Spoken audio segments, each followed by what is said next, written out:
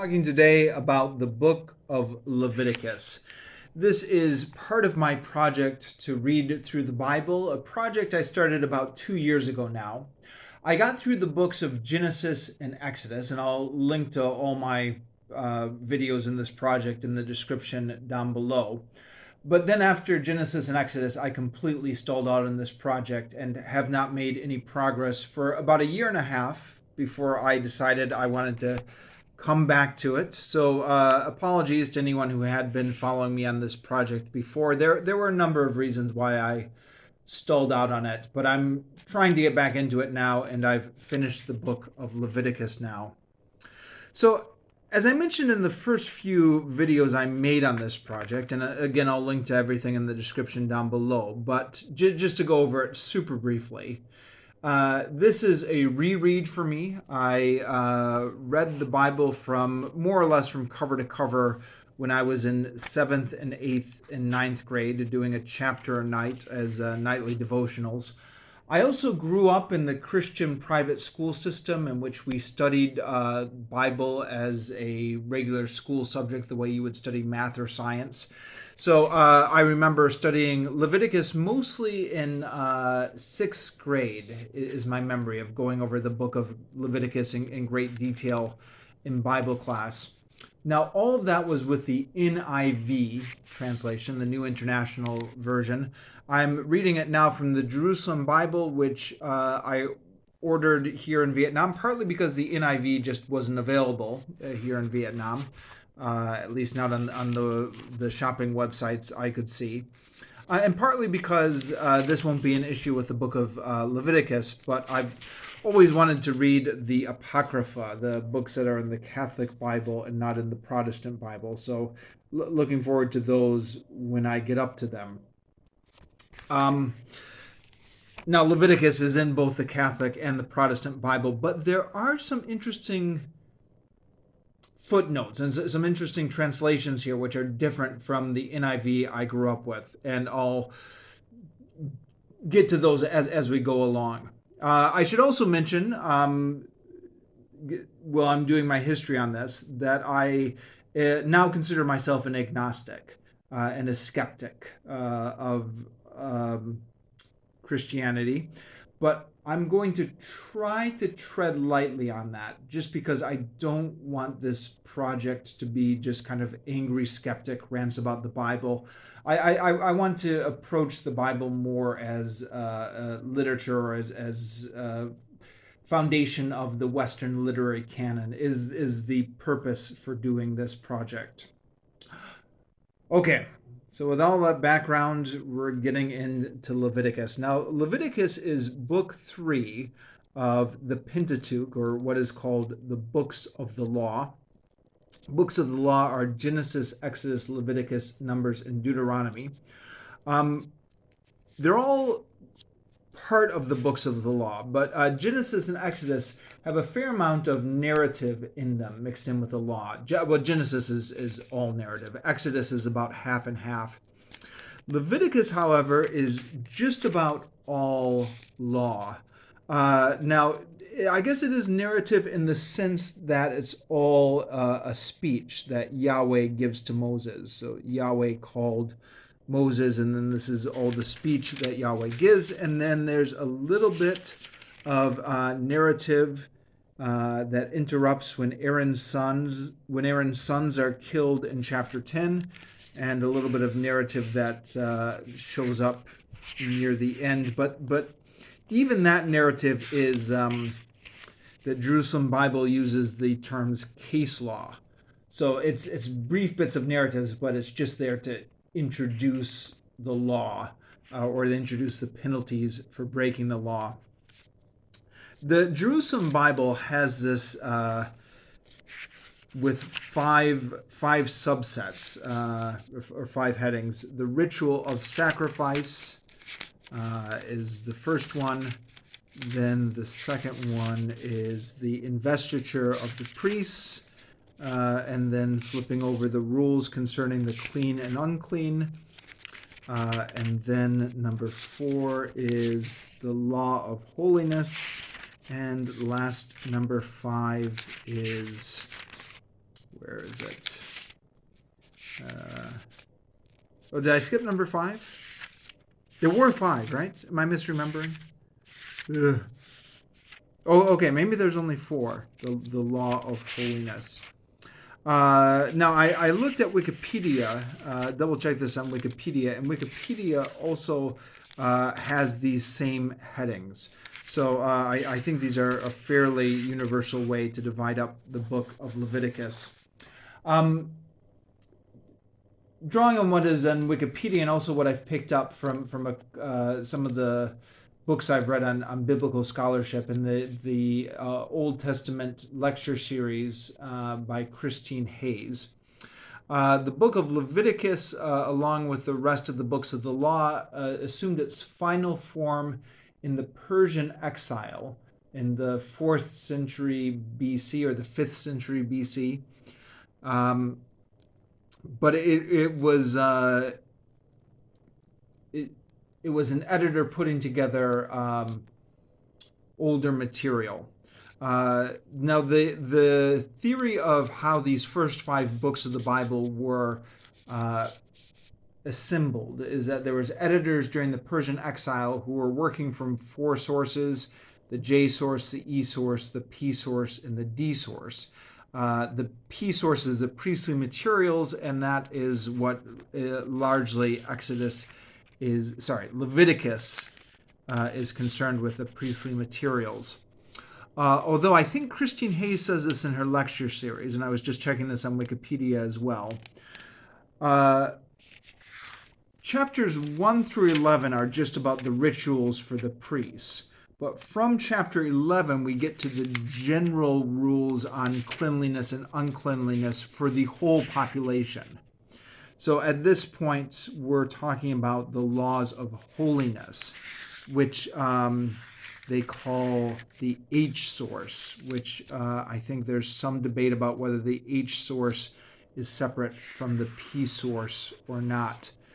So that's the overall background to this. And then this whole thing takes place after Exodus 40. So the Israelites are wandering in the desert. The tabernacle has just been constructed.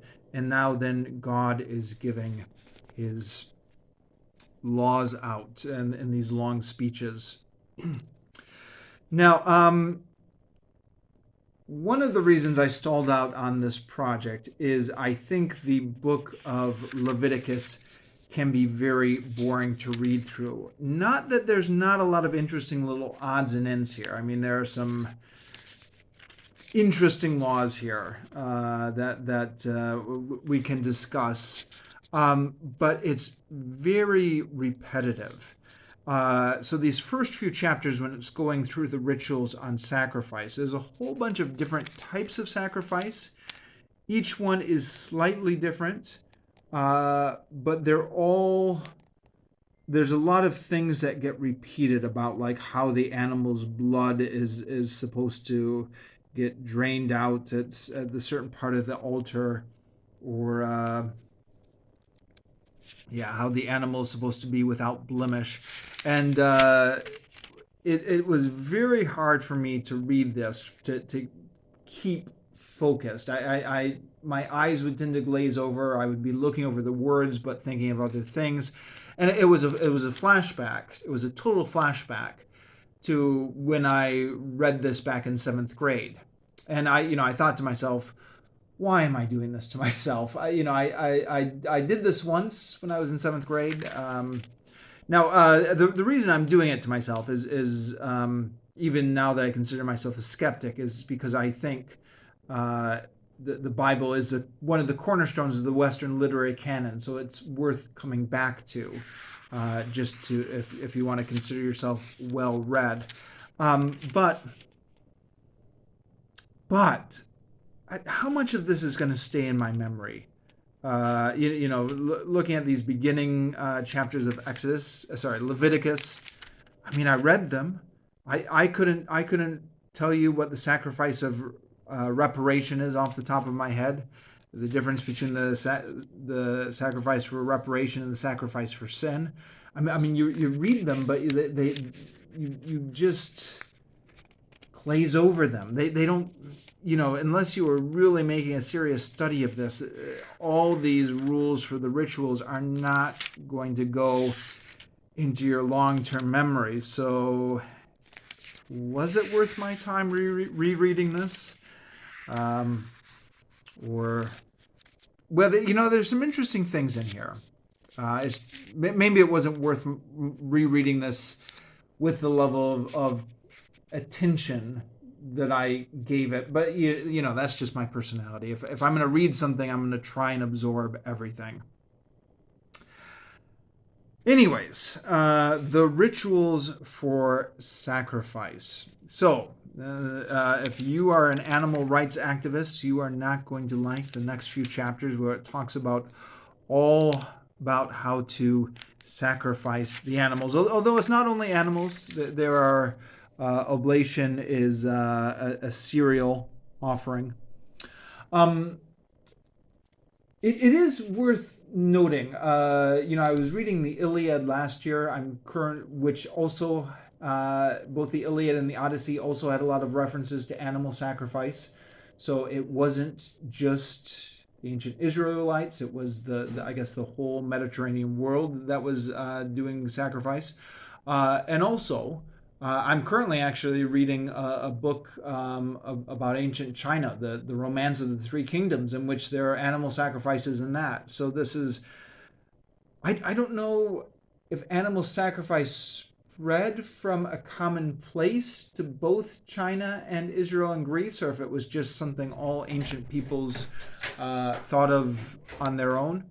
But it's interesting it's interesting to an extent to view this as a type of ancient culture. Okay, I'm gonna have to stop the video. I've just got one of the kids walking in. Pick up in just 1 second. Okay, let's give this another try. So talking about sacrifice, I think this is interesting to an extent as an insight into practices of the ancient world, although it does get very repetitive with the different types of sacrifice, each being described. I mean, you can see that here. Holocaust, by the way, refers to a sacrifice in which the whole thing is just burned up. So nobody gets to eat any meat, just everything burns, which I think is where the 20th century historical term comes from. Now this translation, the Jerusalem Bible, was made after the European Holocaust. So I'm not sure if that's the best word to use anymore, but I guess if they want to go for the authentic ones, huh? The authentic terminology. So yeah, the Holocaust, the oblation, that's the grain offering, the communion sacrifice. Now this, I think, is when you eat some of the meats that's sacrificed. The sacrifice for sins, there's a different ones for the sins of the priest, the sins of the community, sins of the leaders of the community. Now, these are all sacrifices that are pretty much the same, but just a little bit detailed. The details are a little bit different. Sins of the private individuals, some cases of sacrifice for sins. Sins of the private individuals continued, sacrifice for reparation, priesthood and sacrifice, again, the Holocaust, the oblation, the sacrifice for sin, the sacrifice for reparation. You can see how repetitive this is, huh? Yeah, I'm beginning to remember why I gave up on this the first time. The rights of the priests,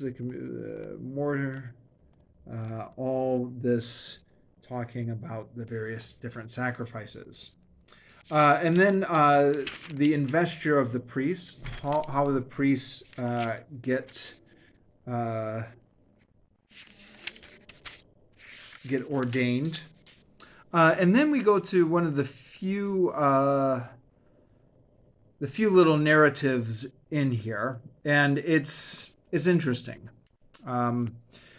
So Nadab and Abihu, sons of Aaron, each took his censer put fire in it, and incense on the fire, and presented unlawful fire before Yahweh, fire which he had not prescribed for for them. So this is a huge sin, apparently. Now, it's a little bit unclear reading this exactly what that means. But I guess, and this is coming from consulting Wikipedia on this, that the idea was that they were not supposed to light the fires themselves. The fire was supposed to come from heaven, I guess. So that they lighting the fires themselves without God telling them to light the fires is the sin. And if you know anything about the Old Testament, you know that you don't get many chances to mess up these little details right before you get smited. So, you mess up one little thing, and then from Yahweh's presence a flame leaped out and consumed them, and they perished in the presence of Yahweh. And Moses said to Aaron, this is what Yahweh meant when he said, in those who are close to me I show my holiness, and before all those I show my glory. Aaron remained silent.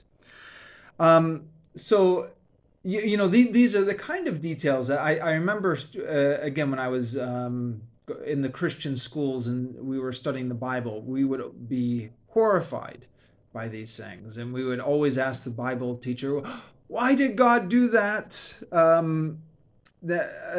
part of that, of course, is because we believed this was all true. And I think maybe part of that is because kids tend to imagine more.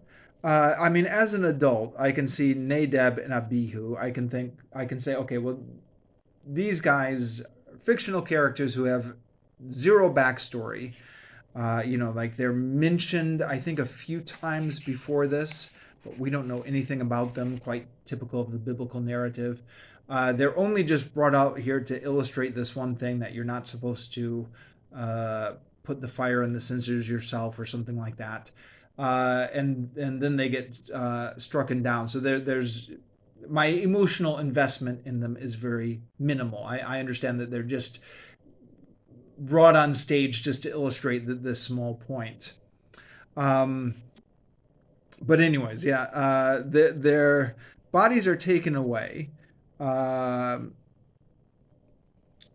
Moses said to Aaron and his sons Eleazar and Ithamar, do not disorder your hair nor tear your garments. You are not going to die. And again, according to the Wikipedia interpretation of this is they're forbidden from mourning. Because God is still angry about that illegal fire. So I guess, according to other, where Aaron's sons are mentioned elsewhere in the Bible, I guess there were 4 of them. The eldest 2 have been killed off here, but then the youngest 2 now become the prominent sons going forward. And then this kind of, we get some more laws here. The priest portion is an offering, wine forbidden. And then we come back to the narrative. So Aaron said to Moses, today they have offered their sacrifice for sin in the Holocaust before Yahweh. If I had been concerned, if I had eaten the victim for sin today, would that have seemed good to Yahweh? And when Moses heard this, he was satisfied. Now, this doesn't make any sense to me, but I let it go. When I was reading Genesis and Exodus, Genesis especially, whenever I would get to kind of a cryptic remark that didn't make any sense to me, I would check like a couple different translations on the Bible Gateway and check commentary. But I began to discover after a few times of doing that whenever you get to something that doesn't make sense, the commentary is just guessing. They're saying, well, nobody really knows what this means, but here are 10 different theories that theologians have proposed over the years. So, you can go down those rabbit holes if you want to, but I was just going to keep reading. All right, then we get to the rules concerning the clean and the unclean. Now, yeah, I guess the clean and the unclean in Judaism. Oh, actually, let me just backtrack here to the sacrifice. So the yeah, clean and the unclean. The whole thing with all these books of the law, from a Christian perspective, which is the perspective I was brought up with, is that when Jesus came, he got rid of the law. So we don't need the law anymore because Jesus had sacrificed himself. Now this is the perspective I was brought up with that I'm recounting. Now, why did we need the law in the first place? Well, because something about how God needed to set Israel apart. So they had to, or because this was how you atoned for sin before Christ's sacrifice. I guess I both explanations are part of the Christian theology. Now, it's worth noting, and I think Steve Donahue pointed out on one of his videos, that perspective is totally alien to the writer of Leviticus. The writer of Leviticus is saying, okay, this is the way it is, and this is the way it's going to be forever. This is what God wants, not this is just a temporary thing we're going to do until Jesus comes. So he's describing this as if it's some sort of eternal law. Now, Wikipedia said that the modern day Judaism no longer sacrifices, and the reason is, according to all these laws that are laid out, you have to sacrifice at the temple. You can't just sacrifice to God wherever you want to. It has to be at the temple.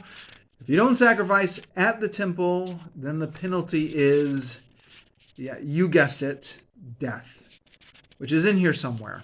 I forget actually which chapter and verse that is, but somewhere in Leviticus, if you just sacrifice by yourself without the priest at the temple, it's death. Now the temple was destroyed. The second temple was destroyed in 70 A.D. with the destruction of Jerusalem by the Romans.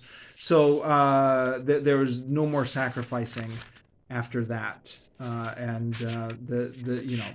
you know the history as well as I do. The Jews have not been back to the Promised Land until the Zionist movement after World War II, and then even then, I think the reason they can't rebuild the temple is because there's now a Muslim holy site there. I'm not sure what would have happened if there hadn't been a Muslim holy site there, if the Jews would have considered rebuilding the temple. I don't know. So the sacrificial stuff is no longer being practiced by anyone. But the clean and unclean stuff, that's still part of modern Judaism today, right? Which animals you can eat and which animals you can't eat. And I think if you're Orthodox Jews, kind of all this stuff about clean and unclean, you're still supposed to keep with. Now, the Jerusalem Bible, which again is not the translation I grew up with, it has what I think is kind of an interesting translation. It calls them detestable. So, among the birds, here are those you must hold detestable. Or the small beasts crawling on the ground, you are to hold on. Sorry, that's not a good example. The word detestable comes back here a few more times. Yeah, any small beast that crawls on the ground is detestable. So they're using detestable sometimes, and they're using the word clean and unclean sometimes. So some of these are detestable, some of these are unclean. Now, the word detestable sounded a little bit strange to me because God's the one who made all these animals, right? So why is he calling some of them detestable? I mean, it's like, well, if they're so detestable, then why did you make them? But then I checked the NIV translation, and the NIV translation just says unclean for all of these. I don't know. I don't know. Sometimes when you're not a scholar and you don't speak the Hebrew, or you don't read the Hebrew, you just have to say, you just have to admit that you don't understand. Then we get to all the rules for leprosy. Now, much like the rules for sacrifice, this is a slight variation on the same thing. So there's the swelling type of leprosy, the chronic type of leprosy, the boils type of leprosy, the burns type of leprosy, the disease of the scalp and chin type of leprosy, the leprosy rash, loss of hair, regulations, leprosy of the clothes, purifications on lepers, and leprosy of houses. It goes on. And once again, this is difficult to focus on because so much of it is the same. All involves going to the priest, all involves the priest examining them, all involves the priest deciding that the man is clean again if the infection has stopped. But if the infection is still going, then the man is still unclean. And it's basically that pattern repeating for all these different types of leprosy.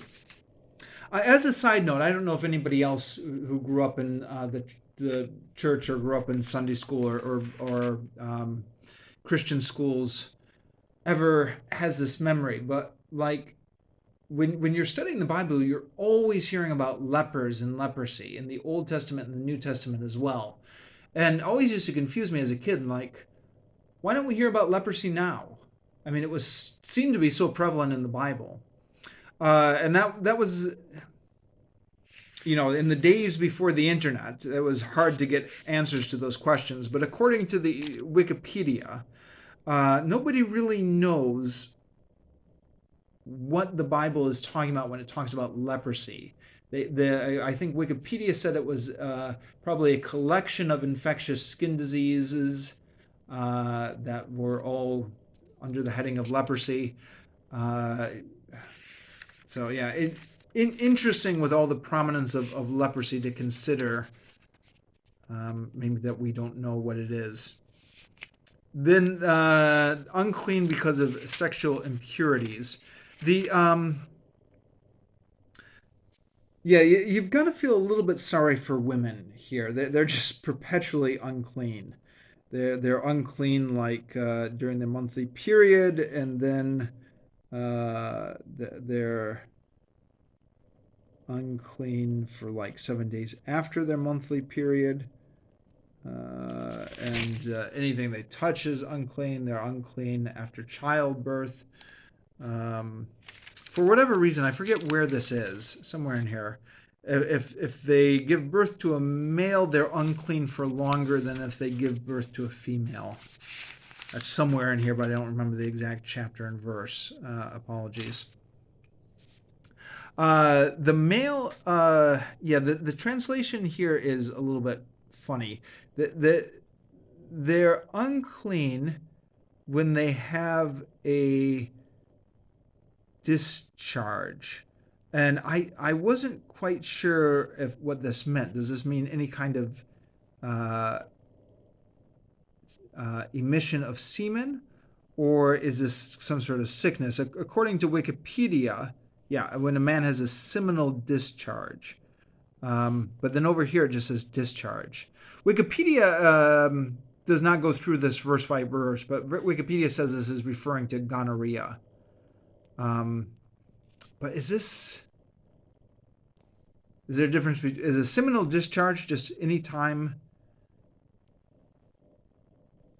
Like anytime the semen comes out, you would be unclean? Well, I guess earlier I was saying that the women are always unclean, but it looks like maybe everybody is unclean. I don't know. Okay. And then the Great Day of Atonement. Now, this is interesting. And I said earlier I wasn't going to go down rabbit holes, but I went down a rabbit hole on this one because, yeah. Okay, let's just go through it. So on the Day of Atonement, you have to sacrifice 2 goats for the sin. They're brought out, and Aaron is to offer up you cast lots. So 1 goat gets sacrificed to Yahweh, and the other is for Azazel. So you perform the rite of atonement, sending it out to Azazel. So what one Yahweh gets one and Azazel gets the other one. Well, who is Azazel? Well, there's a footnote here. So we follow the footnote. And Azazel, an ancient Hebrew and Canaanite belief, is a demon of the desert. Yeah, okay. So that's interesting, huh? It looks like we have this ancient Canaanite demon who is also getting sacrificed to. He's also getting one goat, except kind of not quite. The goat that goes to Yahweh is sacrificed. The goat that goes to Azazel is not sacrificed. So it'll be noticed that the scapegoat is not sacrificed to Azazel. We'll come back to scapegoat in a moment. But just sent out into the desert. But still, so this looks like, one of the things I've come across when I was going through the phase where I was trying to learn a little bit about biblical scholarship is that there's a theory that the Israelite religion is just an offshoot of Canaanite religion. Contrary to the narrative in the Bible, it looks like there was no conquest of Canaan. The Israelites were just people indigenous to Canaan who eventually became set apart, and it looks like Yahweh might have been one of the pantheon of Canaanite gods originally. And this looks like maybe another Canaanite god, Azazel, or a Canaanite demon, some sort of deity or supernatural one, is also in the Bible. Now, I thought to myself, okay, it's been about 30 years since I read the book of Leviticus. I've forgotten a lot. I was just talking earlier in this video about how little of this is retained in my short-term memory, my long-term memory as I read through it. But if there was a demon who was part of the desert,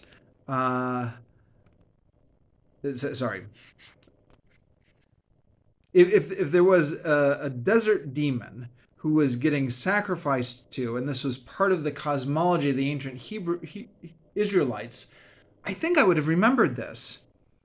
So I went back and I did a number of things. I first of all, I checked the other translations, and I checked the NIV. Now, the NIV does not translate this as the goat to Azel. The NIV translates this as scapegoat. Now, yeah, so here we go. The Jerusalem Bible does not translate it as scapegoat, except scapegoat is in parentheses here in the footnote. But, okay, well, let's talk about the scapegoat. So the scapegoat I actually remember talking about from my sixth grade Bible class. The scapegoat, it was supposed to atone for the sins of Israel. They would lay their hands on the scapegoat. The scapegoat would absorb all the sins of the community of Israel, and then the scapegoat would be led out into the desert. The goat will weigh all their sins with it into the desert place. And yes, obviously, if you're wondering, that is where we get the English word scapegoat from. You know, when someone just gets chosen almost at random to bear the blame for a mistake, or when someone is unfairly saddled with the blame that really should belong to a whole group of people. In English, we call that a scapegoat, and that's where it comes from, is this Israelite tradition of putting the sins on a scapegoat. Now, again, the Jerusalem Bible does not use that word, but that's I think in the King James, that's the NIV. Now, the NIV, the version I was reading, which is the online version on the Bible Gateway, the website, there was a footnote by scapegoat, and it said, the meaning of this Hebrew word is uncertain, which I don't know. That That word uncertain seems to be doing a lot of work.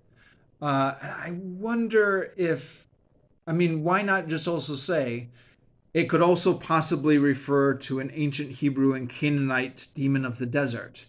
Except maybe the NIV is a little bit more conservative and it doesn't want to open that can of worms and it doesn't want to alert their readers to the fact that some Canaanite mythology may have made its way into the Bible. Um, but then I went to Wikipedia, and according to Wikipedia, the meaning of Azazel really is uncertain. Um, Now, I know Wikipedia isn't the most trustworthy source in the world, but they've got a lot more information than just this little one line here you get in the footnote. So Azazel, apparently, it really is very, very mysterious what it actually refers to. It could refer to the scapegoat, or it could refer to a desert demon, or it could refer to some cliffs that are in the area that are known as Azazel. And it's just, with a lot of these mysteries of the Bible, who knows? Who knows what it really means? It's just so far back in time that how can you possibly recover the original meaning of it, huh? Is the impression I got.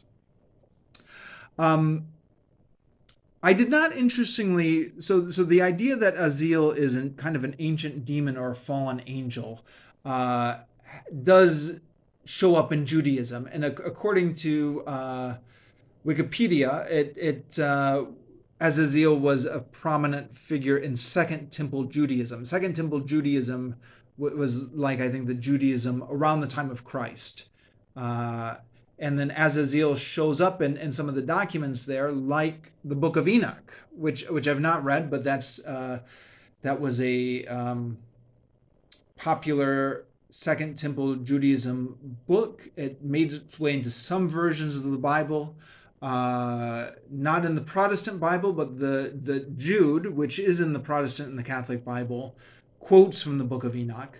Yeah, and Azazel as like this fallen angel has this huge role in the Book of Enoch, and I totally went down this big rabbit hole on Wikipedia reading all about Azazel.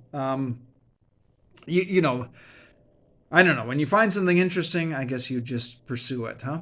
So yeah, that's all about Azazel. Now,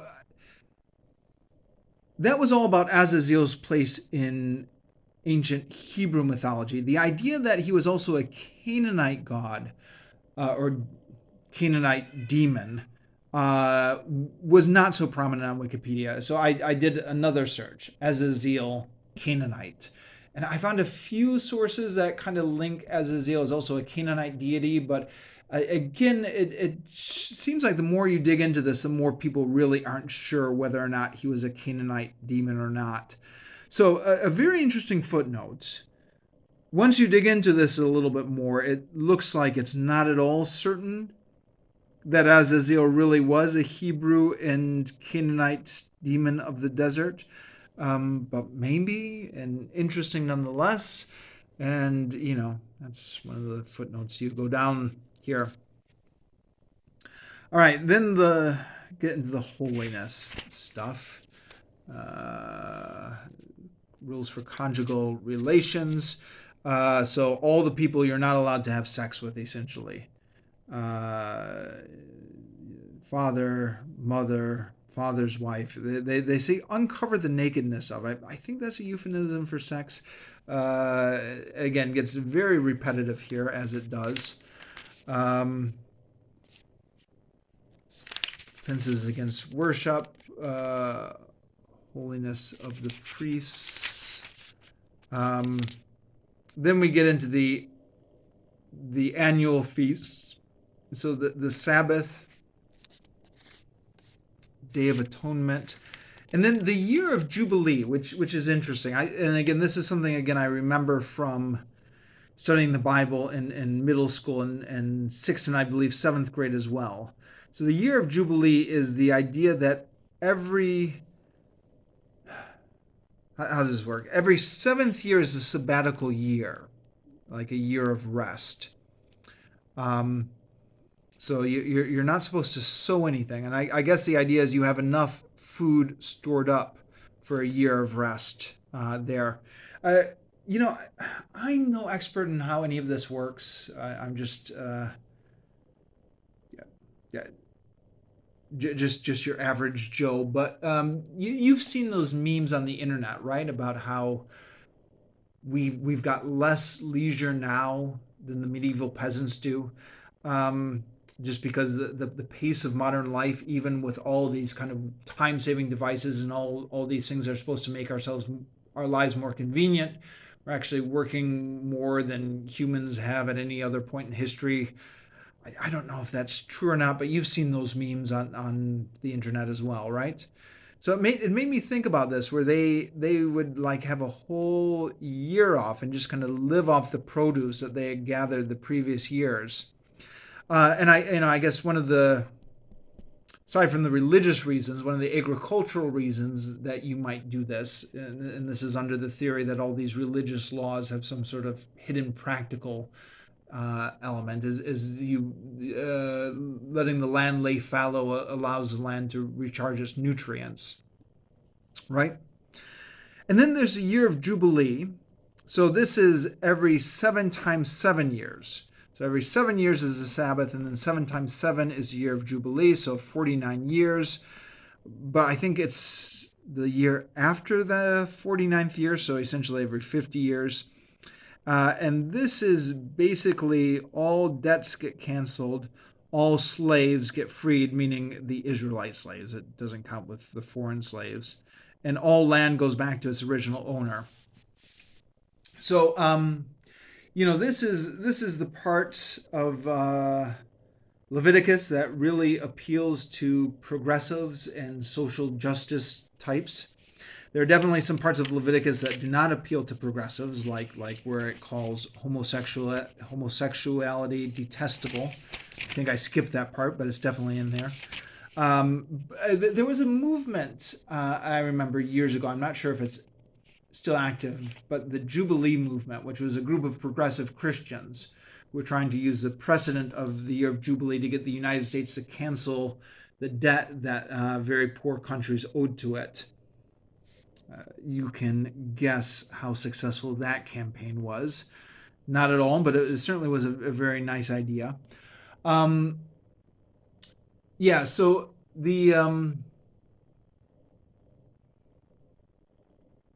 I've heard somewhere that periodic debt cancellation was just how the ancient world functions. I think I picked this up from one of History Civilius's videos on ancient Rome. If you ever watch his channel, he's talking about cancellation of debt, and he said cancellation of debt is just something that happened every few years in the ancient world. It was just necessary to keep the economy going. He didn't go into any detail, and I'm not an economist, so I don't really understand the details of it. I suppose it might be something like, as people got into debt and there's no way to get out of debt, you would eventually have the whole workforce in debt, and then you wouldn't have an economy. So maybe that periodic cancellation of debt is how the ancient world functioned. I don't know. And there is. Sorry, I skipped over it here. There is a little bit of return to a narrative here of sorts. It's somebody blasphemes, and they say it's an Israelite woman and his father was Egyptian, which is an interesting little detail, huh? Uh, why the detail that his father was Egyptian? What does that have to do with the blasphemy? But anyways, he blasphemes. Nobody knows what to do with it. He gets taken to Moses. Moses speaks to Yahweh, and you get one guess what the penalty is. Um, Same penalty it always is. Any time you hear the story in the Old Testament, you can see what the penalty comes. So he gets taken out and stoned by all the sons of Israel. Okay, so sorry. That and Aaron's sons getting consumed by fire are the two little bits of narrative in here. Otherwise, it's just all laws. And then conclusion. And here we get, I think, evidence that this was written during the Persian exile, because it lays out that if the Israelites break these rules, they are going to go into exile into a foreign land.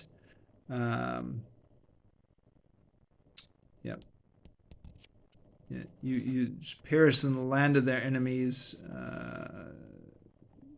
I will take them to the land of their enemies. So you can see that this part was written during the Persian exile, huh? But then because you want to give the exiles hope, yet this is not the end. When they are in the land of their enemies, I will not spurn them.